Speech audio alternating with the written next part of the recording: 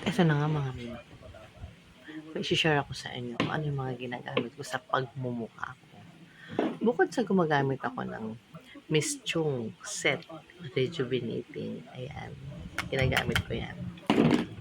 Siyempre, mawawala ba naman ng Miss Chung Glass Skin? Ayan ha, walang filter yan.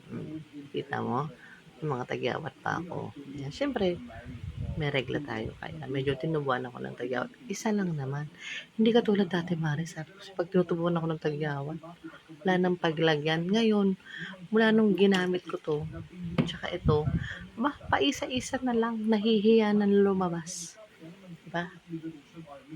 Bukod sa nakaka-glass skin to may niacinamide, may kojic, kaya nakakaputi. Bukod sa Korea-Korea ka, Mare, hindi ka magmumukhang Koreana dito, magmumukha kang tao. Ayan, ganda. Ako hindi kasi ako basta-basta nagpo-post ng mga product na hindi ko muna ginagamit. Siyempre, ginamit ko muna, di ba?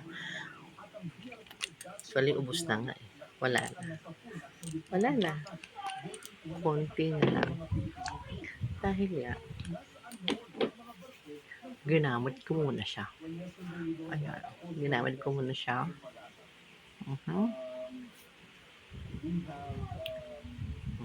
Sama yung leg. Para pantay.